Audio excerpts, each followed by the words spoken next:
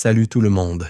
Ce soir, nous marchons ensemble sur la steppe mongole, là où le vent fait le travail des horloges et où l'horizon ne vous donne jamais de repères. Autour de vous, des herbes hautes ondulent, des chevaux mâchent lentement et une fumée légère s'échappe d'une yourte. Au XIIe siècle, la nature ne propose ni murs ni menus, seulement des règles. Restez au chaud, restez nourris, restez reliés aux autres. Lucidité du soir, vous ne survivrez probablement pas à ça. Avant de vous mettre à l'aise, prenez un instant pour aimer la vidéo et vous abonner, mais seulement si vous appréciez vraiment ce que je fais ici. Et dites-moi en commentaire d'où vous écoutez et quelle heure il est chez vous. Maintenant, tamisez les lumières, allumez peut-être un ventilateur pour un léger bourdonnement de fond et commençons ensemble l'aventure de ce soir. Vous naissez sous le nom de Temujin, sans couronne, sans prophétie, juste la chaleur du feu et le bruit des peaux qu'on ajuste. Sur la steppe, un enfant n'appartient pas seulement à ses parents. Il appartient aux troupeaux, aux promesses, aux dettes anciennes. Votre père, Yesugei, est un chef respecté, pas un roi. Votre mère, Eulun, tient la maison comme on tient une corde dans la tempête. Fermement, sans grand discours. Vous grandissez dans une yourte où chaque objet sert à tout. Le couteau coupe et répare. La marmite rassure. Le feu organise la soirée. Votre première école est sensorielle. L'odeur de laine humide, le goût du lait fermenté, le froid qui se faufile sous les vêtements. On ne vous demande pas si vous aimez ce mode de vie. On vous apprend à le faire. Très tôt, vous comprenez que la sécurité est une négociation. Les clans s'allient, se brouillent, puis se sourient à nouveau, comme des voisins qui se prêtent une corde et se la réclament plus tard. Les adultes parlent d'honneur et de bêtes. Vous observez les regards, ceux qui comptent vos chevaux, ceux qui estiment vos bras, ceux qui cherchent une faiblesse. Yesugei pense en stratège. Sur la steppe, un enfant sans alliance est un enfant qui flotte. Alors, il vous emmène vers un autre campement pour arranger votre futur mariage. Vous avez 9 ans, assez grand pour sentir qu'on place votre avenir, pas assez grand pour en mesurer le poids. On vous présente Berthe. Elle est un visage calme dans un monde de déplacement, une promesse concrète, un fil solide dans le vent. Puis la catastrophe arrive comme un geste banal. Sur le chemin, Yesugei s'arrête chez des Tatars. Le mot tatar chez vous signifie prudence. On offre à boire, on sourit, on se souvient d'anciennes rancunes. Votre père est reconnu, il accepte l'hospitalité. Vous apprenez une règle sans poésie. On peut mourir parce qu'on a été poli. Yesugei revient malade. Pas de grande scène héroïque. Juste un homme qui s'éteint comme un feu qui manque d'air. À 9 ans, vous découvrez que le monde peut enlever votre axe sans prévenir. Eulun, elle, se redresse, parce qu'ici le deuil n'est pas une parenthèse. C'est un signal envoyé aux autres. Le signal est reçu. Les alliés observent le vide et décident, très calmement, de ne pas tomber dedans. Un matin, ils partent. Ils emportent des bêtes, des outils, et surtout l'idée qu'ils vous doivent de quelque chose. Vous regardez les chevaux s'éloigner et vous sentez une humiliation froide. Être abandonné, ce n'est pas seulement perdre des biens, c'est devenir facile pour les autres. Eulun rassemble les enfants et vous fait comprendre que désormais, chaque repas se gagnera. Vous apprenez la pauvreté en version nomade. Racines, baies, poissons, petits gibiers, tout ce qui se trouve sans attirer l'attention. La faim rend les disputes énormes. Les demi-frères plus âgés veulent décider, prendre les meilleures parts, imposer leur autorité. Vous refusez de redevenir celui qu'on déplace. La tension s'accumule et un jour, dans un moment trop rapide, vous faites un choix dur, définitif, qui rétrécit votre famille et élargit votre solitude. La rumeur fait son travail. Les Taishi-Ud, un groupe puissant lié à votre lignée, vous considèrent comme un problème en formation. Ils vous capturent et vous imposent une entrave de bois, lourde, conçue pour rappeler à tous « Celui-ci est à nous ». Vous êtes montré, surveillé, déplacé. L'humiliation est méthodique, et vous découvrez une sensation précise. La colère peut être silencieuse, mais elle peut tenir chaud. Dans le camp, tout le monde n'a pas le même visage. Certains sont durs par habitude, d'autres par peur, et quelques-uns semblent simplement fatigués. Vous observez. Qui garde la nuit, qui boit trop, qui aime bavarder. Vous apprenez à lire les micro-rythmes d'une communauté, comme on lit la météo. Une nuit, l'occasion arrive. Un bruit de fête couvre vos pas, une inattention ouvre un passage. Vous glissez dehors, courez malgré le poids, puis vous plongez dans l'eau glacée et vous vous cachez parmi les roseaux. On vous cherche, les torches passent, les voix s'éloignent. Et puis une main vous aide, discrètement, sans récompense, juste un geste humain. Vous repartez vivant, trempé, libre, avec une idée neuve. Même sur la steppe, la loyauté peut apparaître là où on ne l'attend pas. Le ciel, au-dessus de vous, paraît immense et indifférent, mais vous y lisez une promesse. Tant que vous respirez, vous pouvez recommencer.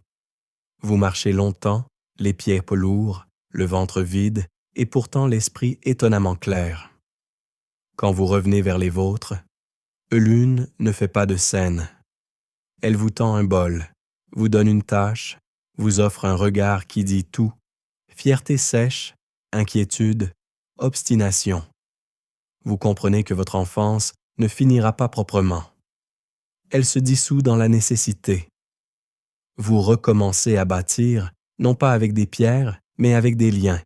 Un service rendu, une parole tenue, une promesse gardée. Au fond de vous, la promesse de Burt reste comme un petit feu sous la cendre, et vous sentez la prochaine étape approcher. Retrouver des alliés, choisir des amis, et apprendre l'art le plus dangereux de la steppe, faire confiance sans se faire avaler. Vous marchez désormais avec un réflexe nouveau. Comptez les regards, pas les moutons. La steppe est la même, ciel immense, herbe souple, odeur de fumée et de bêtes. Mais vous, vous avez changé. Vous n'êtes plus seulement l'enfant qu'on a laissé derrière. Vous êtes celui qui est revenu. Et sur la steppe, revenir est déjà une forme de réputation. Eulune vous a appris à ne pas gaspiller. Pas les aliments, pas les mots, pas les alliances. Alors quand vous pensez à Burt, ce n'est pas une romance de conte. C'est une promesse ancienne, une corde tendue entre deux campements. Une corde qui peut vous tirer vers le haut ou se rompre au mauvais moment. Vous décidez de la rejoindre. Le trajet est une suite de petits choix. Contourner une colline, éviter une rivière, suivre des traces de sabots. Vous arrivez au camp des Ongjira avec l'air de quelqu'un qui n'a pas oublié sa place, mais qui refuse d'être petit. Les anciens vous évaluent comme on évalue un cheval. Pas seulement la force, mais la tenue, l'œil, la capacité à ne pas paniquer. Burt vous regarde sans comédie. Elle a grandi aussi. Elle comprend ce que signifie vivre au milieu des alliances. Elle n'est pas surprise que vous reveniez, comme si l'idée avait toujours été là, patiente. Vous l'épousez. Simplement, sans orchestre, sans feu d'artifice. Sur la steppe, la stabilité est déjà un luxe. Mais il vous manque encore un élément essentiel, un protecteur. Quelqu'un de puissant, capable de dire « Temujin est sous mon aile », ce qui, dans la langue de la steppe, signifie « touchez-le et vous aurez un problème administratif et pas le genre amusant ». Vous pensez alors à Togrul, chef des Kéréites. Votre père avait été son allié. Les relations, ici, sont des braises. Si vous soufflez au bon endroit, ça repart. Vous partez avec un cadeau, une fourrure précieuse, quelque chose qui parle aux yeux avant de parler aux oreilles. Parce que oui, l'étiquette existe, même sans palais. Togrul vous reçoit. Il vous observe longtemps et vous sentez ce moment délicat où l'on décide si vous êtes un souvenir du passé ou un investissement pour l'avenir. Il accepte votre hommage. Il vous appelle fils. Un mot très pratique. Un mot qui, soudain, vous donne une place. C'est à ce moment-là qu'entre dans votre vie un autre fil, plus inattendu. Jamukha. Il est votre Anda, votre frère juré. Sur la steppe, ce pacte est sérieux. Pas « on s'est follow sur les réseaux ». Non. Un engagement moral qui peut traverser la faim et les hivers. Avec Jamukha, vous parlez d'ambition comme d'un objet qu'on tourne dans la main. Vous n'êtes pas identiques.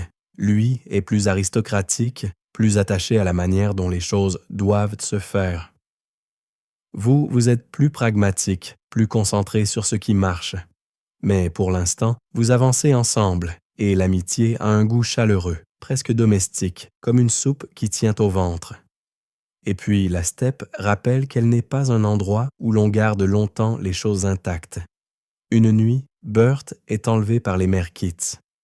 Pas de scène sanguinolente à détailler ici, juste le choc, la yourte vide, le silence après le bruit, l'air trop froid. Vous sentez d'un seul coup que votre jeune stabilité vient d'être arrachée comme une tente mal arrimée.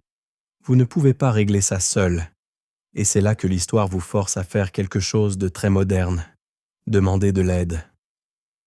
Vous allez voir Togrul, vous allez voir Jamukha. Vous ne pleurez pas sur place.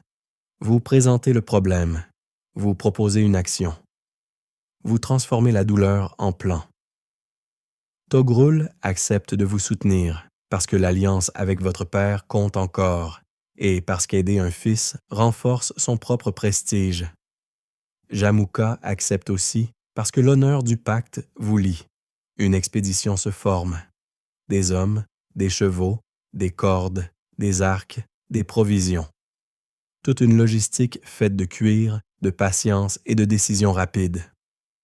Vous partez vers le camp Merkit comme on part vers un orage, en sachant qu'il va arriver, mais en choisissant quand y entrer. Le raid est efficace, tendu, rapide. La steppe, quand elle veut, peut avaler une armée sans laisser de traces. Et quand vous récupérez Burt, il y a une seconde étrange. Le soulagement, oui, mais aussi la conscience que votre vie vient de basculer dans une autre catégorie. Vous n'êtes plus seulement un survivant. Vous êtes quelqu'un qui agit, qui rassemble, qui riposte. Burt revient, silencieuse, solide. Et vous comprenez un autre truc. Très calme, mais très lourd. La vie vous demandera d'être dur, mais aussi d'être stable. Protéger, reconstruire, continuer. À partir de là, des gens commencent à vous rejoindre. Des familles qui préfèrent votre manière de faire à celle d'un autre chef. Des individus en quête de place. Des guerriers attirés par une idée simple. Chez Temujin, on peut monter si on est utile, pas seulement si on est né du bon côté de la yourte. Cette manière de penser est une graine. Et elle pousse. Jamukha, lui, regarde tout cela avec un mélange de fierté et d'inquiétude. Parce qu'au fond, il vous aime. Mais il aime aussi l'ordre ancien, celui des nobles, des lignées, des statuts. Votre approche bouscule ça. Pour lui, l'amitié est sacrée, oui, mais elle ne doit pas renverser le monde. Les tensions apparaissent d'abord comme des détails, une décision sur le partage du butin, une remarque sur la bonne manière de gouverner, un camp choisi trop près. Les mots restent polis, mais l'air change. La steppe a ce talent. Elle rend visible ce qui était caché. Un jour, la rupture arrive. Pas forcément dans un grand discours théâtral, plutôt dans une série de petits refus, de regards plus froids, de choix opposés. Les hommes se demandent « On suit qui ?» Et cette question, sur la steppe, est l'équivalent d'un séisme. Jamukha devient un rival. Vous devenez un danger pour lui, parce que vous attirez ceux qui ne sont pas nés nobles, ceux qui en ont assez d'être toujours les derniers servis. Et vous sentez un frisson. Votre pouvoir ne vient pas seulement de votre force, il vient de votre capacité à proposer une autre logique. La première grande confrontation entre vos camps se prépare comme un hiver. Lentement, inévitablement. Vous rassemblez vos hommes, vous organisez, vous distribuez les tâches. Vous parlez peu, mais chaque phrase compte. Vous essayez d'être plus stable que vos propres émotions. La bataille, disons-le ainsi, sans image inutile, ne vous donne pas une victoire nette et propre. Vous apprenez que même quand on est déterminé, le hasard existe, que le terrain décide, que la peur circule, que certains vous trahissent à la dernière minute, que d'autres restent contre toute attente, et surtout, vous apprenez à perdre sans disparaître. Cette capacité va devenir votre signature, absorber un revers, ne pas vous effondrer, revenir. Vous reculez, vous vous réorganisez, vous récupérez les morceaux, et vous observez Jamuka. Son style est plus traditionnel, plus brutal dans la hiérarchie. Il punit, il intimide, il rappelle l'ordre ancien. Cela marche, jusqu'au jour où ceux d'en bas en ont assez. Vous commencez à comprendre quelque chose de très simple et très efficace. Les gens n'ont pas seulement besoin d'un chef fort, ils ont besoin d'un chef prévisible. Quelqu'un qui tient sa parole, quelqu'un qui ne les traite pas comme des objets interchangeables. Même si, soyons honnêtes, la steppe a tendance à transformer tout le monde en objet logistique. Burt, pendant ce temps, devient plus qu'une épouse. Elle devient un centre. Elle vous conseille. Elle vous stabilise. Elle incarne la continuité. Sur la steppe, le pouvoir ne se porte pas toujours à la ceinture. Parfois, il se tient dans la manière de parler le soir, près du feu. La rivalité avec Jamuka n'est pas seulement politique. Elle est intime. Vous vous souvenez de l'amitié, des rires, des promesses. Et vous sentez ce pincement. L'histoire adore transformer les amis en leçons. Vous continuez d'attirer des partisans parce que votre approche se répand comme une rumeur agréable. Chez Temujin, si vous êtes brave et utile, vous comptez. Et chaque fois qu'un homme ou une famille change de camp, vous gagnez plus que des bras. Vous gagnez une preuve que votre modèle marche. À la fin de cette période, vous n'êtes pas encore Gengis Khan. Vous êtes encore Temujin, mais avec une armature plus solide, une alliance avec Togrul, un réseau qui grandit et un rival ancien qui vous regarde désormais comme on regarde une tempête au loin. Vous sentez la prochaine étape se dessiner. Unifié, non plus par réaction, mais par construction. Et pour ça, il faudra apprendre à plier la steppe à une idée sans vous briser vous-même au passage. Vous commencez à comprendre que la steppe n'est pas seulement un décor, c'est une usine à décision. Elle oblige à trier, à simplifier, à choisir. Et comme vous n'avez pas le luxe des murs en pierre pour ralentir les problèmes, vous fabriquez autre chose, une méthode. Quelque chose de portable comme tout ici. Vous êtes Temujin encore, mais votre nom circule désormais dans les campements comme un bruit familier, pas forcément rassurant, plutôt structurant. Les familles se demandent si vous êtes une bonne idée, un mauvais pari, ou les deux à la fois. Les chefs se demandent surtout si vous allez leur prendre des gens. Spoiler très doux, oui. Votre campement se transforme, pas par magie, mais par routine. Au matin, on rassemble les bêtes. À midi, on répare. Le soir, on compte ce qu'il reste et on écoute qui se plaint de qui. Vous apprenez à gouverner à partir de détails, qui a volé une peau, qui a menti sur une jument, qui a oublié de partager le gibier. Tout est politique quand il n'y a pas grand-chose. Vous prenez une décision qui semble petite, mais qui est révolutionnaire sur la steppe. Vous récompensez le mérite plus que la naissance. Oui, je sais, ça sonne comme une phrase de manager moderne avec un badge culture d'entreprise. Sauf qu'ici, si vous vous trompez, ce n'est pas un email passif-agressif, c'est la dissolution de votre groupe. Alors vous observez. Vous promouvez ceux qui sont fiables, rapides, courageux, même s'ils n'ont pas un grand nom. Vous gardez près de vous des compagnons choisis. Des hommes qui vous ont aidé quand vous étiez faible, quand vous étiez entravé, quand vous étiez seulement une silhouette affamée dans les roseaux.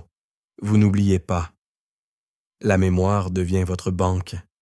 Mais cette banque a aussi un côté sombre. Vous notez les trahisons. Vous notez les hésitations. Vous notez ceux qui parlent trop, Et surtout, vous notez les vieux chefs qui s'accrochent à leur prestige comme à une couverture trouée.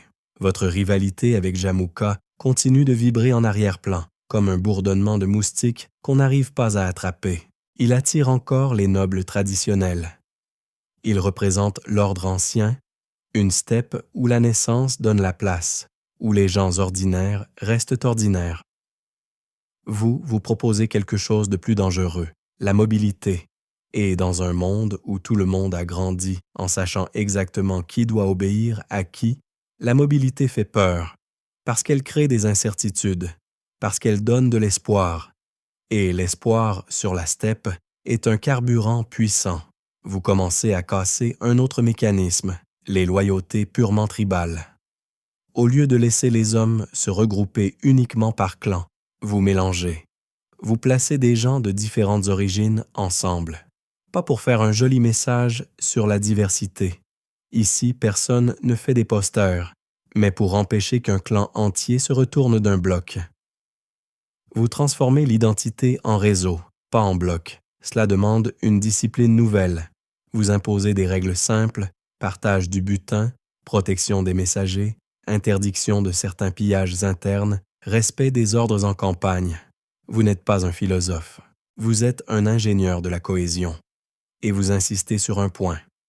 La loyauté à votre personne et à votre système doit être plus forte que la loyauté aux querelles anciennes. Ce n'est pas oublier vos ancêtres, c'est plutôt gardez-les dans votre cœur, mais avancez quand même. Sur la steppe, c'est déjà une radicalité. Les conflits ne disparaissent pas, ils changent de forme. Au lieu de simples raids, cela devient des fractures politiques. Certains chefs vous testent, ils envoient des provocations, des petites attaques comme des coups d'aiguille. Vous répondez parfois par la force, parfois par la patience, mais toujours par un message « Je suis constant ». La constance est votre arme préférée parce qu'elle fatigue les autres. Togrul, votre protecteur kéréite, est encore là. Il vous appelle « fils ». Vous lui rendez honneur. Mais vous sentez aussi quelque chose d'inconfortable. Plus vous grandissez, plus l'équilibre de votre alliance devient fragile. Un protecteur aime protéger, tant que le protégé ne devient pas trop grand. Et vous êtes en train de devenir encombrant. Autour de vous, des hommes comme Gébé ou Subutai commencent à émerger, des talents militaires, des esprits rapides. Vous repérez ces gens comme on repère un bon outil. Ils ne brillent pas, ils fonctionnent. Vous leur donnez des responsabilités. Vous créez une culture où l'efficacité est plus belle que le prestige.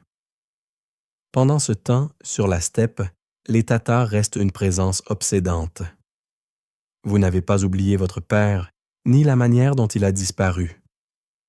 Vous portez cette histoire comme un caillou dans la chaussure. Pas énorme, mais toujours là. Et quand l'occasion se présente de frapper les Tatars avec l'appui de Togrul, vous acceptez. Pas par vengeance théâtrale, même si, oui, il y a une satisfaction, mais parce que politiquement, éliminer un rival renforce votre position. La campagne contre eux, menée avec une organisation plus stricte, montre à tous une chose, vous savez coordonner. Vous savez utiliser des alliances. Vous savez transformer une émotion en stratégie. Sur la steppe, c'est rare. Les autres chefs sont souvent des feux de paille. Vous êtes un foyer entretenu. À ce stade, votre camp attire aussi des gens qui ne sont pas juste des guerriers, des artisans, des serviteurs, des familles entières. Et cela change votre quotidien. On ne peut plus simplement bouger sans penser à tout le monde. Vous devez gérer des enfants, des vieillards, des troupeaux, des stocks. Votre pouvoir devient administratif, même si personne n'ose utiliser ce mot en public. C'est moins glamour, mais plus durable. Vous faites aussi quelque chose de très step compatible. Vous créez un système de responsabilité collective. Si quelqu'un fuit, si quelqu'un trahit, le groupe entier est concerné. C'est dur, oui, mais cela produit un effet. Les gens s'auto-surveillent, s'auto-corrigent. Vous externalisez une partie de votre autorité dans le tissu social. Petit à petit, les vieilles aristocraties commencent à vous haïr. Pas seulement parce que vous les battez, mais parce que vous leur enlevez l'argument du « c'est comme ça ». Vous montrez que ce n'est pas comme ça. Vous montrez qu'on peut faire autrement. Et dans l'histoire, ceux qui prouvent qu'on peut faire autrement deviennent immédiatement irritants. La tension avec Jamouka réapparaît au grand jour. Des affrontements, des défaites, des retours et surtout des désertions. Certains de ces hommes viennent vers vous parce qu'ils en ont assez de la rigidité, des humiliations, des punitions arbitraires. Vous les accueillez, mais pas n'importe comment. Vous leur demandez une loyauté claire. Vous les intégrez dans votre système. Vous ne laissez pas l'ancien clan devenir un nouveau clan à part. Encore ce goût pour le mélange. Puis vient le moment où votre alliance avec Togrul se fissure. Il y a autour de lui des conseillers et surtout son fils qui voit votre montée comme une menace. Il souffle des doutes. Il transforme chaque geste en suspicion. Vous sentez l'air devenir épais. Un piège se prépare. On vous invite, on vous promet, on vous tend une main. Et vous, qui avez appris à lire les rythmes, vous sentez que quelque chose cloche. Vous ne marchez pas dans la gueule du loup en sifflotant. Vous vous retirez. Vous survivez, mais la relation est brisée. Et là, vous faites face à un moment crucial. Vous êtes désormais seul au sommet de votre propre mouvement, sans père politique, sans protecteur officiel. Cela peut vous détruire ou vous libérer. Vous choisissez la libération. Vous rassemblez vos hommes. Vous parlez de manière simple. Vous ne vendez pas un rêve flou. Vous vendez une méthode, ordre, récompense, discipline, opportunité. Vous promettez une place à ceux qui suivent les règles. Sur la steppe, c'est presque plus attirant que la gloire. Les tribus, les clans, les fragments commencent à s'aligner, non pas parce qu'ils vous aiment tous, mais parce qu'ils comprennent que vous êtes le futur. Et quand assez de gens comprennent ça, le futur devient un présent très pratique. À la fin de cette section de votre vie, vous n'avez pas encore reçu le titre qui va résonner dans le monde. Mais vous avez fait l'essentiel. Vous avez transformé un adolescent affamé en architecte social. Vous avez pris une steppe fragmentée et vous avez commencé à la coudre.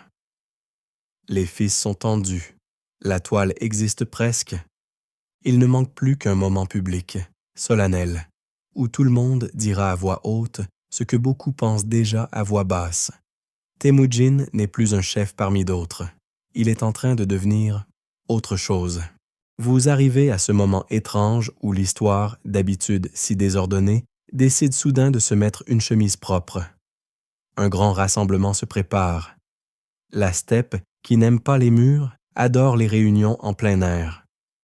Tout le monde vient avec ses chevaux, ses meilleurs manteaux, ses réserves de lait fermenté et ce petit air qui dit « Je suis ici par choix » et aussi parce que ne pas venir serait une mauvaise idée. Vous avancez au milieu des tentes comme quelqu'un qui connaît déjà la conclusion, mais qui respecte le rituel. Le Kurultai n'est pas une simple fête, c'est une machine à légitimité. On y discute, on y jure, on y écoute, on y pèse l'air, on y décide qui a le droit de dire « nous » au nom de tous. Et vous sentez quelque chose de très rare, l'unité. Pas parfaite, pas pure, mais suffisamment solide pour tenir. Les clans qui hier encore se mordaient les chevilles se tiennent côte à côte, parce que vous leur avez montré une vérité pratique. Ensemble, on mange mieux, on bouge mieux, on survit mieux. Votre nom est prononcé, puis un autre nom arrive, plus grand, plus lourd. Gengis Khan. Le moment n'est pas un feu d'artifice, c'est plutôt un verrou qui se ferme. Une porte qui claque doucement, un titre qui dit « Ce n'est plus une coalition, c'est un empire ». Et vous, au lieu de simplement savourer la musique des syllabes, vous faites ce que vous faites toujours, vous organisez. Parce qu'un titre sans structure, c'est une belle selle sans cheval. Vous mettez en place une logique militaire et sociale qui ressemble à une grande respiration. Vous divisez les hommes en unités, 10, 100, 1000, 10 000. C'est simple, c'est clair, ça ne dépend pas d'un clan spécifique. Les gens apprennent à obéir à une hiérarchie qui n'est plus uniquement familiale. Cela casse quelque chose d'ancien et ça construit quelque chose de neuf. Vous promouvez les capacités, vous punissez la désobéissance, vous récompensez l'initiative et vous imposez des règles que tout le monde connaît. Sur la steppe, connaître la règle est déjà un apaisement. On sait à quoi s'attendre, même si la règle est exigeante. Vous commencez aussi à établir un ensemble de lois, souvent regroupées sous le nom de yassa. Ne pensez pas à un code juridique soigneusement imprimé dans un classeur. Pensez plutôt à une série de principes, d'interdictions, d'obligations qui circulent et s'enracinent. Un mélange de discipline militaire et de morale pragmatique. Protéger les messagers, respecter certaines procédures, maintenir l'ordre dans le butin, éviter les querelles internes qui font perdre du temps. Parce que oui, pour vous, l'ennemi principal n'est pas seulement l'autre, c'est le désordre. Vous imposez une règle importante. Le butin est partagé selon des mécanismes connus. Cela évite l'un des grands poisons de la guerre, la jalousie. Vous avez compris que des hommes peuvent se battre pour vous, mais qu'ils peuvent aussi se battre entre eux pour une selle, une peau, une poignée de métal. Et ça, c'est de la perte sèche. Vous imposez aussi un respect quasi sacré des messagers. Sur la steppe, une parole qui voyage est plus précieuse qu'un cheval. Une information peut sauver un campement, éviter une embuscade, gagner une alliance. Alors vous sanctuarisez la circulation. C'est presque poétique si on aime la logistique. Dans votre camp, on sent que quelque chose change même dans les gestes du quotidien. Les gens se lèvent avec un sentiment plus clair de leur place. Les disputes existent encore, mais elles sont encadrées. Vous avez créé un système où l'on peut être puni sans être humilié inutilement, où l'on peut être récompensé sans être né dans la bonne lignée. Vous vous entourez d'un cercle de fidèles qui n'est pas fait de cousins, mais de compétences. Des hommes qui savent lire le terrain, compter les distances, repérer la faiblesse d'un camp ennemi. Gébé, Subutai et d'autres deviennent des extensions de votre volonté. Vous ne voulez pas tout faire vous-même. Vous voulez que le système vous survive. Et votre famille, elle, devient aussi politique. Burt reste votre centre. Vous avez des fils et chaque fils est à la fois une joie et un futur problème. Parce qu'un empire, ce n'est pas seulement conquérir, c'est transmettre. Et transmettre, c'est ouvrir la boîte des rivalités. Vous faites attention à la manière dont vos enfants sont élevés, entourés, placés. Vous ne voulez pas qu'ils soient des princes fragiles. Vous voulez qu'ils comprennent la steppe, la faim, l'effort. Vous savez d'où vous venez, et vous ne voulez pas que votre lignée oublie cette texture. Une fois l'unité proclamée, il faut lui donner un objectif. L'Empire mongol ne peut pas rester immobile comme un cheval scellé qu'on laisserait dans un coin. L'énergie de la steppe cherche des directions. Et vous avez autour de vous des hommes qui ont appris à vivre en mouvement. Si vous ne leur donnez pas une route, ils inventeront des querelles. Le premier grand regard se tourne vers le sud, vers la Chine du Nord. Pas parce que vous aimez les murs et les villes, non, vous êtes plutôt allergique aux sièges longs, mais parce que là-bas, il y a des richesses, des routes, des artisans, des matériaux. Et surtout, il y a des États puissants qui ont longtemps regardé la steppe comme un réservoir de barbares utile à manipuler. Vous n'aimez pas être manipulé. Il y a aussi une dimension très concrète. Les Mongols ont besoin de produits qu'on trouve plus facilement dans les régions sédentaires. Métal, textile, grains. La steppe nourrit des chevaux, mais elle ne produit pas tout. Un empire qui veut durer doit maîtriser des ressources variées. Vous commencez à penser comme un homme qui veut stabiliser une machine. Avant de partir, vous consolidez encore la structure. Vous imposez des échanges de femmes et d'otages politiques entre clans pour renforcer les liens. Un mécanisme dur, mais courant et surtout efficace dans votre monde. Vous placez des hommes de confiance là où il faut. Vous faites comprendre que la désobéissance n'est plus une querelle familiale, c'est une menace contre l'ensemble. Votre voix devient la référence, votre camp devient une capitale mobile, et pourtant, vous gardez une forme de sobriété. Vous ne vous installez pas dans un palais, vous restez dans la logique de la yourte, du feu, du déplacement. Vous ne voulez pas être un roi de pierre, vous voulez être un khan de mouvement. Il y a, dans ces jours après le Kurultai, une atmosphère particulière, comme avant un long voyage. Les chevaux sont plus nerveux, les gens parlent plus bas. On répare les brides, on compte les flèches, on prépare les provisions. La steppe, qui d'habitude bavarde en vent et en herbe, semble écouter. Vous ressentez la pression d'une promesse publique. Maintenant que vous êtes Gengis Khan, vous ne pouvez plus être juste Temujin. Vous devez être l'homme du système, l'homme qui tient les fils. Et dans un coin de votre esprit, une pensée persistante. L'ordre que vous avez créé est fragile. Il tient parce que vous êtes là. Il tient parce que la peur et le respect se mélangent. Il tient aussi parce que vous avez offert une justice relative, une chance de monter, une prévisibilité. Vous savez que le monde au-delà de la steppe est différent. Des villes, des murs, des bureaucraties, des empereurs, des gens qui vivent sans cheval, ce qui, pour vous, est toujours un peu mystérieux, comme vivre sans ciel. Alors vous vous préparez, pas seulement à conquérir, mais à apprendre. Parce qu'entrer en Chine du Nord, c'est entrer dans un autre type de réalité, celle des portes, des sièges, des taxes, des greniers. La steppe vous a forgé.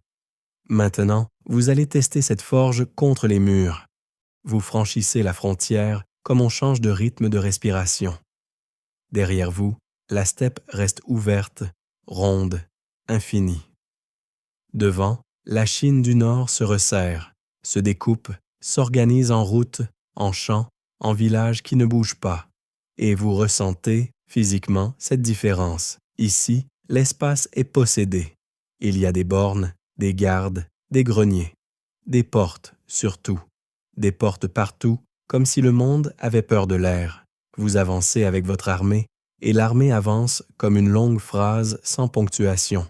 Cavaliers, chariots, troupeaux, éclaireurs. Le bruit n'est pas celui d'une foule, c'est celui d'une mécanique. Brides, sabots, cuir qui craque, murmure d'ordre. Vous ne faites pas une promenade, vous faites une démonstration. En face, l'Empire Jin, puissant, urbain, sophistiqué, a l'habitude de considérer les nomades comme des perturbations saisonnières.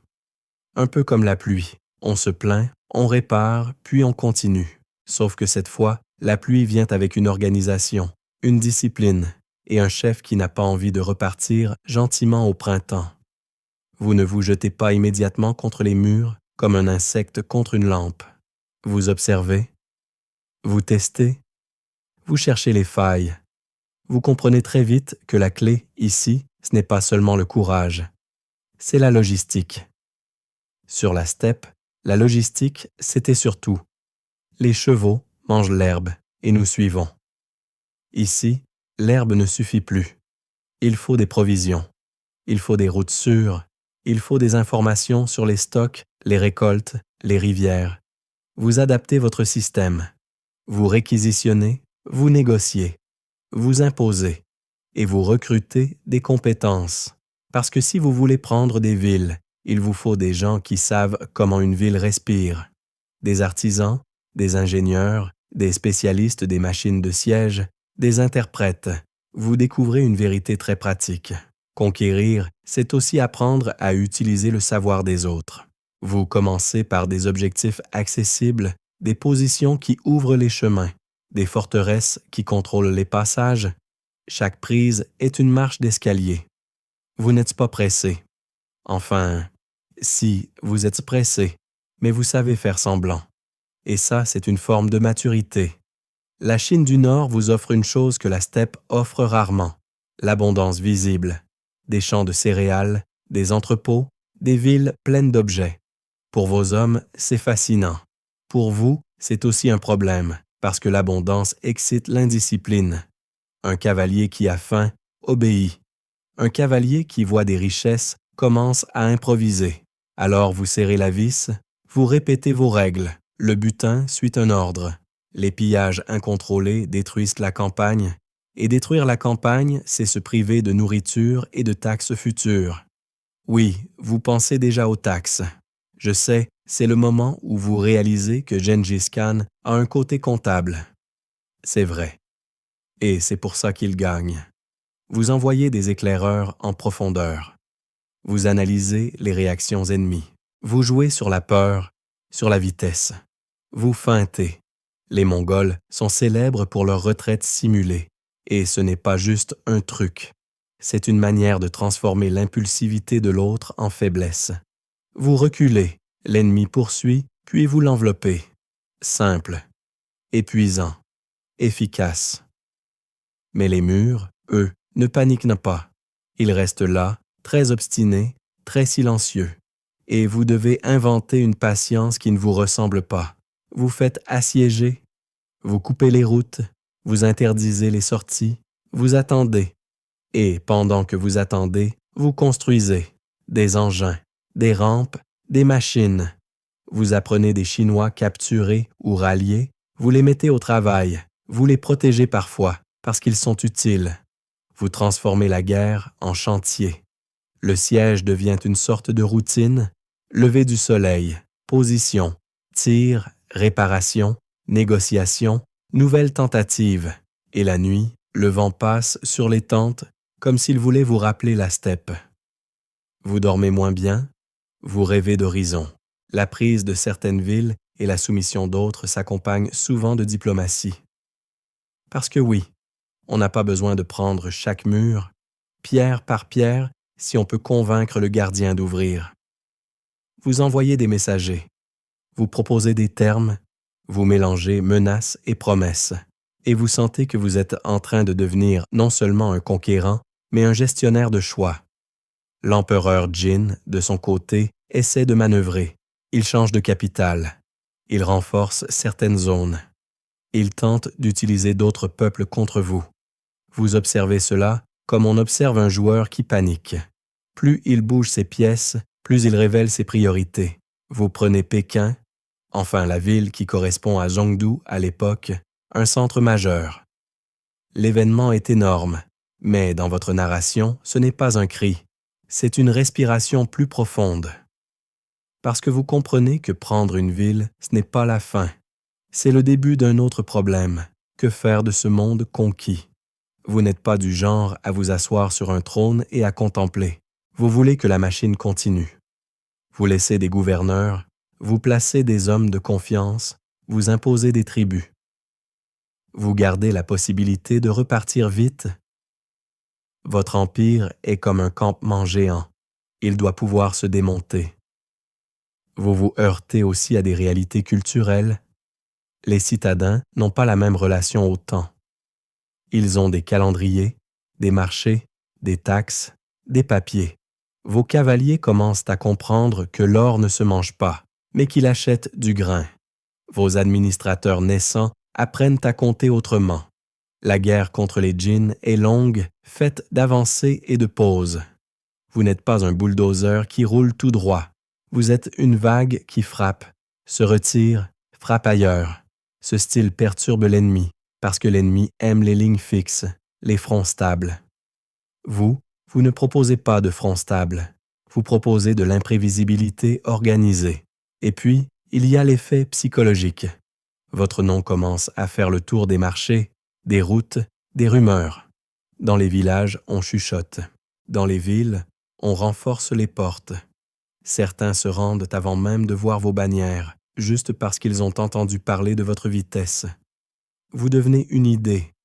Mais vous n'êtes pas seulement un mythe, tant vous êtes un homme qui, le soir, regarde les cartes, ou ce qui en tient lieu, et se demande « Où est la prochaine faille ?» Vous vous intéressez aux routes, aux passages, aux cols, aux relais. Parce que la Chine du Nord, avec ses infrastructures, vous montre quelque chose d'inspirant.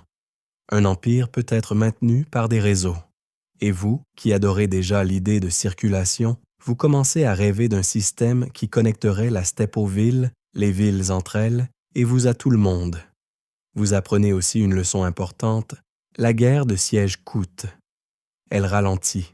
Elle oblige à immobiliser des hommes, à stocker, à protéger.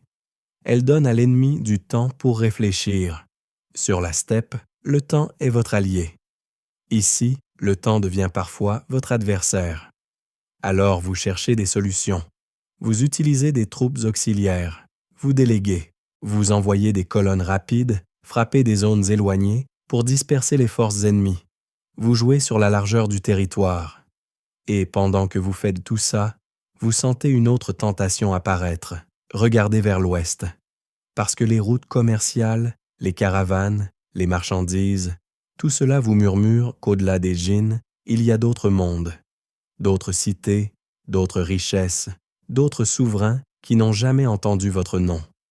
Encore, la Chine du Nord est une école de murs, de patience, d'administration. Vous y apprenez à conquérir sans vous dissoudre. Vous y apprenez à transformer une armée en système. Et vous en sortez plus dangereux qu'en y entrant, parce que vous avez ajouté à votre vitesse quelque chose de nouveau. La capacité de tenir, de gouverner, de faire durer. Vous êtes toujours ce cavalier de la steppe, mais avec une main posée sur la poignée d'un monde sédentaire. Et cette main ne tremble pas. Vous sentez l'ouest avant même de le voir. C'est une sensation de route, de poussière différente, de caravanes qui parlent une langue que vous ne comprenez pas encore, mais dont vous devinez les chiffres. Après la Chine du Nord, avec ses murs et ses portes, l'idée de l'Asie centrale vous arrive comme une promesse d'espace, mais un espace structuré par des oasis, des marchés, des villes qui brillent au milieu du sec. L'Empire, désormais, ne peut plus faire semblant d'être seulement un grand campement. Il a des frontières mouvantes, des tribus, des gens qui vous attendent. Et comme vous êtes vous-même un homme de mouvement, vous cherchez naturellement le prochain mouvement. Au départ, l'histoire qui vous pousse vers l'ouest n'a pas l'air d'une grande épopée. Elle ressemble plutôt à un litige commercial, une affaire de marchandises, de messagers, d'une confiance brisée. Et c'est assez fascinant, parce que l'un des moteurs les plus puissants de l'histoire, ce n'est pas seulement l'honneur ou la gloire, c'est aussi le commerce mal géré. Vous avez compris que les routes marchandes sont des veines. Elles transportent des tissus, des métaux, des épices, des informations. Et surtout, elles transportent une idée. Si vous contrôlez les veines, vous contrôlez le pouls. Vous envoyez donc une caravane vers l'empire du Khwarezm, en Asie centrale. Des marchands, de la richesse, une proposition, échangeons, soyons pragmatiques, faisons circuler les biens. Ce n'est pas seulement de l'argent, c'est un test diplomatique. Vous voulez voir comment ce grand voisin vous répond. La réponse est maladroite. Dans une ville frontière, vos envoyés sont arrêtés. Le gouverneur local soupçonne l'espionnage, ou veut s'emparer des biens, ou a simplement eu une mauvaise journée. Quelles que soient les nuances, le résultat est le même. Votre caravane est confisquée et vos hommes sont maltraités. Et dans votre monde, toucher aux messagers et aux marchands, c'est comme renverser la table pendant une négociation. Vous essayez encore la voie diplomatique. Vous envoyez des ambassadeurs au Shah avec une demande claire. Punissez le gouverneur, rendez les biens, rétablissons la confiance. C'est le moment où l'autre camp peut choisir l'apaisement. Mais le Shah répond en vous humiliant. Pas forcément par un long discours, mais par un geste symbolique, une manière de dire « Tu n'es pas mon égal ». Vous n'aimez pas l'humiliation, pas depuis l'enfance, et là, ce n'est plus une affaire privée. C'est une question de règle impériale. Si l'on peut attaquer vos messagers sans conséquence, votre système perd son aura. Votre empire est un réseau. Si le réseau est insulté, il se fragilise. Alors vous transformez le litige en campagne. Vous préparez l'expansion vers l'ouest comme on prépare une longue traversée, avec une attention presque tendre à la logistique. L'Asie centrale n'est pas une plaine infinie. C'est un puzzle de déserts, de montagnes, de rivières, de villes fortifiées, d'oasis. Il faut des guides, des renseignements, des itinéraires. Il faut du timing. Votre armée se divise en colonnes. Vous utilisez la vitesse, encore, mais aussi la surprise géographique. Vous apparaissez là où l'on ne vous attend pas. Vous traversez des zones que l'ennemi juge impossibles et vous comprenez un autre secret. La peur vient souvent de l'imagination de l'autre. Si vous faites ce que l'autre croit irréalisable, vous gagnez avant même le combat. Les villes de Transoxiane et du Khwarezm sont riches, cultivées, reliées au monde islamique et aux routes commerciales. Elles ont leur propre culture, leurs savants, leurs artisans. Elles ont aussi leur rivalité interne. Et vous exploitez ça.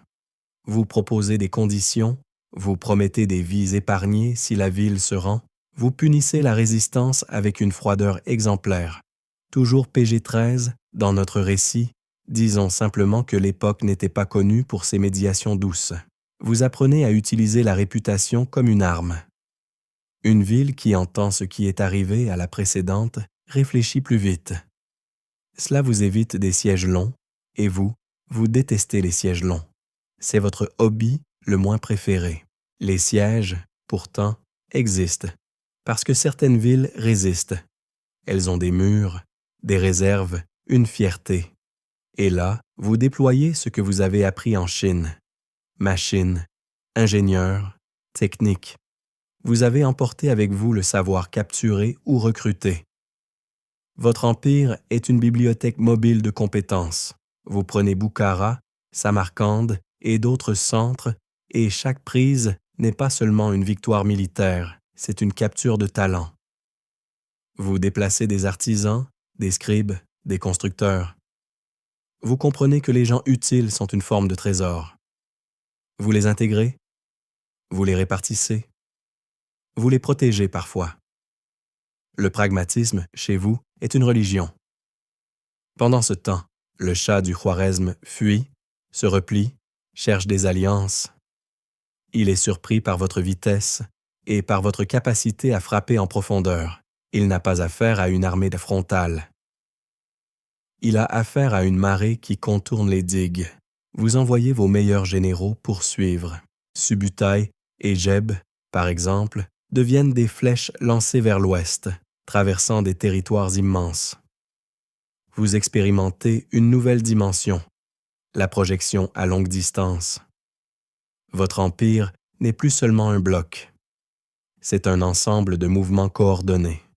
Et là, l'Europe, sans le savoir, commence à apparaître sur votre radar. Pas encore comme un objectif principal, mais comme une rumeur géographique. Un au-delà que vos éclaireurs touchent du bout des doigts. La campagne en Asie centrale vous transforme aussi intérieurement, parce que vous découvrez des villes raffinées, des mosquées, des bibliothèques, des jardins irrigués. Vous voyez des mondes où la parole écrite a plus de poids que la parole jurée. Vous voyez des administrations complexes et vous vous dites « intéressant. Comment cela peut servir mon système ?» Vous n'êtes pas un destructeur aveugle. Vous êtes un accumulateur de techniques. Vous prenez ce qui fonctionne, vous laissez le reste. Votre empire devient une sorte de patchwork, mais un patchwork cousu avec des fils de discipline. Les routes commerciales, après votre passage, changent. Certains marchands commencent à considérer qu'il vaut mieux traiter avec vous, parce que vous imposez un ordre rude, mais prévisible. Les caravanes aiment la prévisibilité. Les caravanes détestent les bandits. Et sur ce point, vous êtes brutalement efficace. À l'intérieur de votre empire, vous devez aussi gérer la fatigue et la distance. Plus vous vous éloignez de la steppe, plus le centre devient diffus. Alors, vous renforcez la communication. Vous utilisez des relais, des messagers rapides, des systèmes de rapport. Vous commencez à construire cette idée qui vous obsède, un empire où l'information circule plus vite que les rumeurs. Et malgré tout, vous restez vous-même. Le soir, vous préférez encore la yourte au palais, le feu à la pierre, le silence du vent aux intrigues de cour. Vous êtes un conquérant qui ne se sent jamais vraiment chez lui dans les villes conquises. Vous y travaillez. Vous n'y habitez pas. La campagne contre le Khwarezm n'est pas seulement une expansion. C'est un moment où votre empire se connecte à des mondes différents, persan, turc, islamique, urbain. Et cette connexion va produire des conséquences sur des siècles, circulation de techniques, de personnes, de biens et aussi de traumatismes, parce que l'histoire n'est pas un coussin moelleux, même quand on la raconte doucement. Mais pour vous, dans le présent de la steppe et des déserts, c'est surtout une confirmation. Votre système marche au-delà de son milieu naturel. Vous n'êtes pas seulement le maître des plaines, vous êtes devenu un facteur de reconfiguration du continent. Et comme tout facteur un peu zélé, vous ne comptez pas vous arrêter au premier quartier livré.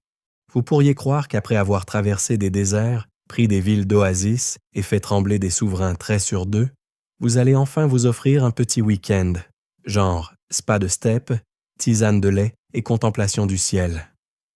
Mais non. L'Empire, c'est comme une tente immense. Si vous arrêtez de retendre les cordes, tout s'affaisse, lentement, puis d'un coup. Et vous, vous êtes obsédé par les cordes. À ce stade, votre empire ressemble à une grande bête qui court. Une bête faite de chevaux, de routes, de camps, de villes, de langues. Une bête qui a besoin d'un cerveau. Et comme vous n'avez pas envie de vous transformer en bureaucrate assis, ce serait votre cauchemar personnel, vous inventez une solution mongole, un système qui bouge. Vous mettez en place, ou plutôt vous consolidez, un réseau de relais, le YAM. Pensez à une autoroute de la steppe, mais sans panneaux, sans station-service mignonne et avec une règle simple. On change de monture, on repart, on ne se plaint pas. Des postes espacés, des chevaux frais, des provisions, des hommes chargés de transmettre des messages. L'idée est presque tendre, faire voyager l'information plus vite que la peur. Et dans votre monde, l'information est une arme qui ne rouille pas. Vous êtes très conscient d'une chose. Conquérir est une performance, gouverner est une habitude. La conquête, ça excite. Le gouvernement, ça endort, ce qui est parfait pour nous ce soir, mais moins idéal pour la stabilité d'un empire. Alors vous construisez des routines. Une routine d'abord militaire. Vos unités restent structurées, disciplinées. On compte, on répartit, on sait qui commande qui. On évite les querelles internes parce qu'elles sont une forme de sabotage. Vous continuez à mélanger les origines pour empêcher les clans de redevenir des blocs. C'est un empire où l'identité se recompose en permanence, un peu comme si vous aviez pris la steppe et que vous l'aviez transformée en puzzle mobile. Une routine ensuite administrative, tribut, taxes, réquisitions, recensement plus ou moins improvisé. Là, vous déléguez beaucoup. Vous utilisez des gens qui savent écrire, compter, négocier. Et, surprise, vous n'avez pas le moindre complexe à employer des administrateurs issus des peuples conquis. Pourquoi? Parce que vous n'êtes pas en train de bâtir un club privé. Vous bâtissez une machine. Et une machine prend les pièces qui fonctionnent. Les artisans deviennent un trésor. Les métallurgistes, les charpentiers, les ingénieurs de sièges, les tisserands, les fabricants d'arcs, les scribes, vous les déplacez parfois d'un bout à l'autre de l'Empire. Pas pour leur offrir un échange culturel, soyons clairs, mais pour que les compétences circulent là où vous en avez besoin. Le savoir, sous votre règne, voyage souvent plus vite que la paix. Et pourtant, il y a une forme de paix. On parlera plus tard de Pax Mongolica, cette impression de route plus sûre, de caravanes qui peuvent traverser des territoires immenses avec moins de risques de se faire grignoter par des bandits locaux. Ce n'est pas une paix douce, c'est une paix imposée, mais elle a un effet concret. Les marchands respirent, les échanges augmentent, les objets, les idées, les techniques circulent. Vous avez, sans forcément l'avoir planifié comme un humaniste, créé une infrastructure continentale. Vous protégez les marchands parce qu'ils nourrissent l'Empire autrement qu'avec des flèches. Ils apportent des biens, des informations, des contacts. Ils sont comme des messagers qui paient leur propre carburant. En retour, vous exigez des règles. Pas de fraude, pas de chaos, pas de petites guerres privées qui dérangent la route. Votre obsession de la circulation s'étend aussi à la religion. Là encore, vous êtes pragmatique. Sur la steppe, les croyances cohabitent parce que personne n'a vraiment le temps d'organiser une dispute théologique de 3 semaines.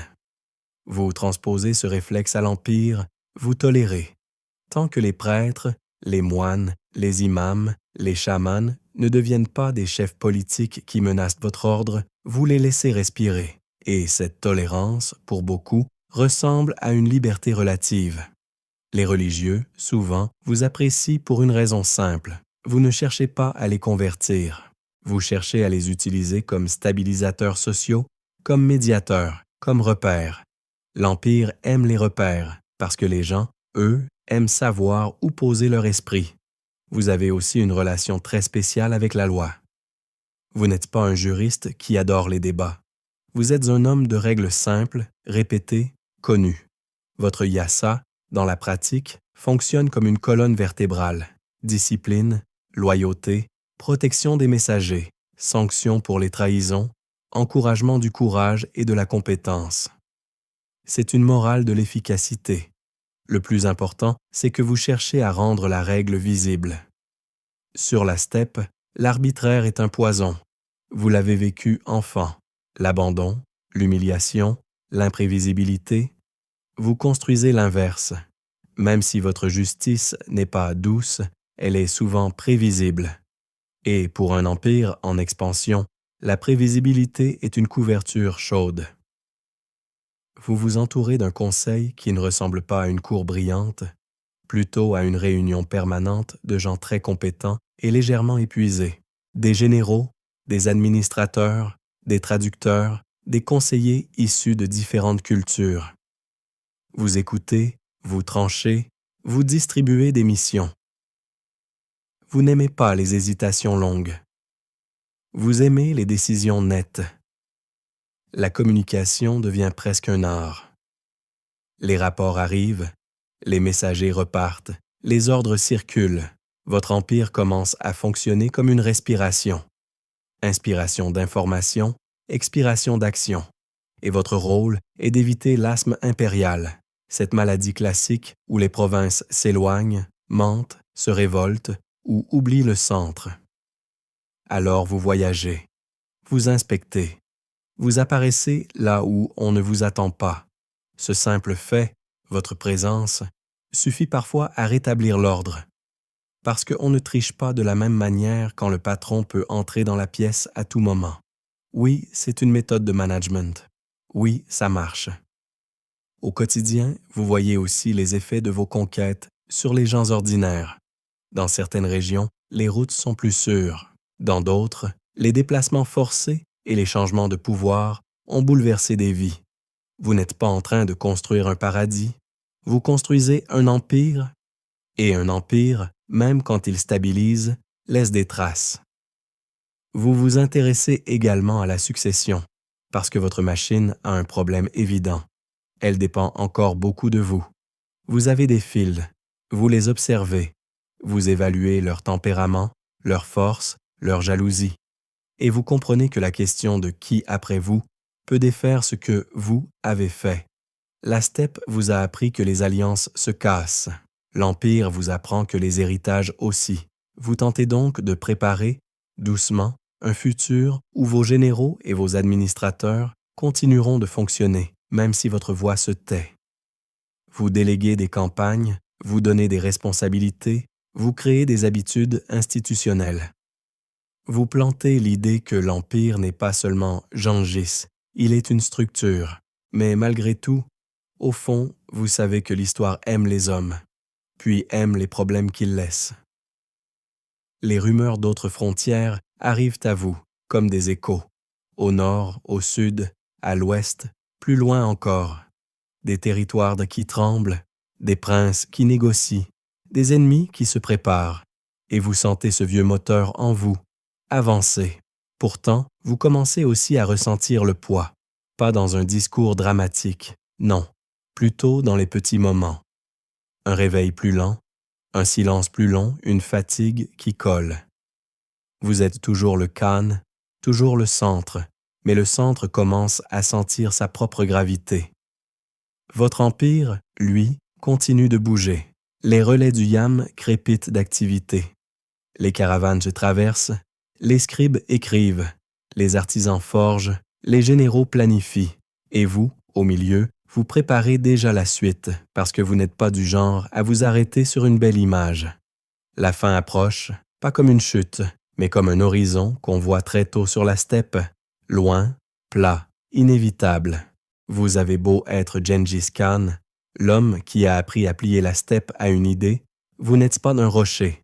Vous êtes un corps, un esprit, un souffle, et tout cela finit toujours par se fatiguer. L'empire tourne, le Yam claque comme une corde tendue, les caravanes roulent, les généraux planifient, mais vous sentez la lente pression du temps comme un manteau un peu trop lourd. Et pourtant, vous repartez encore. Parce qu'un empire, quand il s'arrête, commence à se fissurer. Et parce que vous avez toujours cru qu'avancer était une manière de rester vivant. Les dernières campagnes de votre règne se déroulent dans une ambiance différente. Moins jeune tempête et plus machine qui continue. Vous avez appris à déléguer, alors vos généraux portent une partie du poids. Vous n'êtes plus obligé d'être partout à la fois, ce qui est pratique, car même les légendes ont besoin de s'asseoir parfois. L'une de ces dernières grandes tensions vous entraîne vers le royaume des Ia occidentaux, une région stratégique, des routes, des tribus, des équilibres politiques, le genre d'endroit où, si l'on vous dit « on hésite à obéir », vous entendez « on teste la solidité de votre empire ». Et vous n'aimez pas les tests, sauf quand vous les avez écrits vous-même.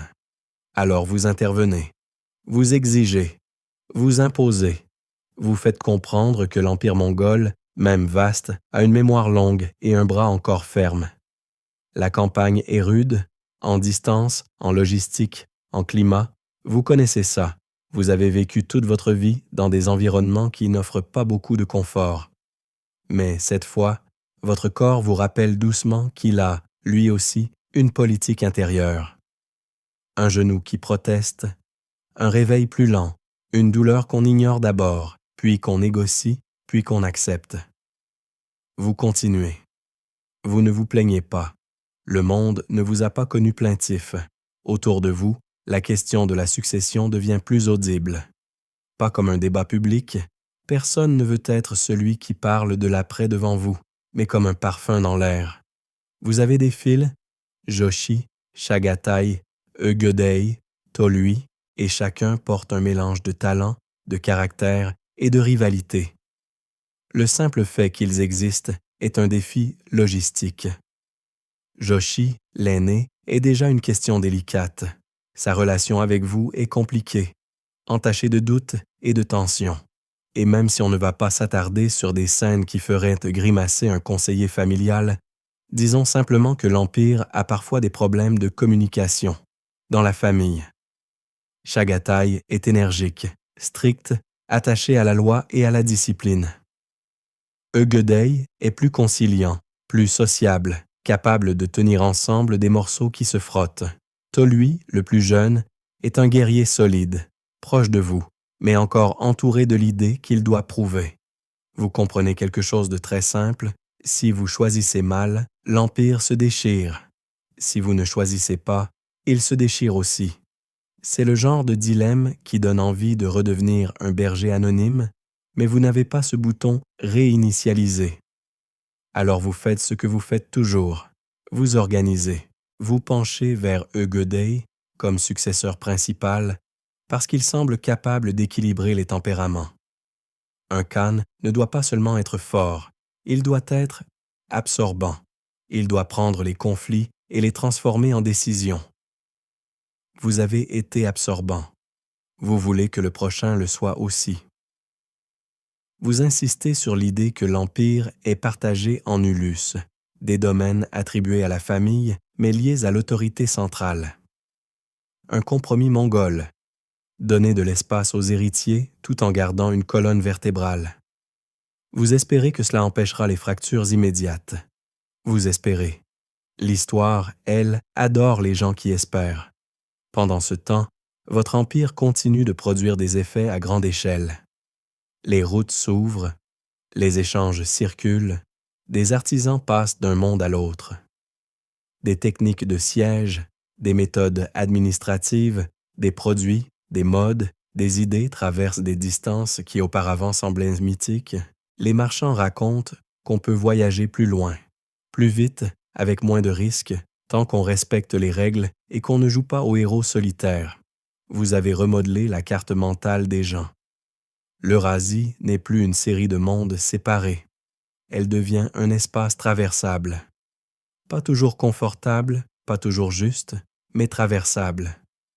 Vous avez aussi remodelé la manière de faire la guerre et la politique. Vous avez montré que la vitesse peut être une stratégie, que la discipline peut être une culture, que le mérite peut casser l'aristocratie, que l'information est une arme, que la peur et la prévisibilité peuvent cohabiter dans un même système, et vous l'avez fait sans palais, sans ville capitale fixe, sans l'obsession de la pierre.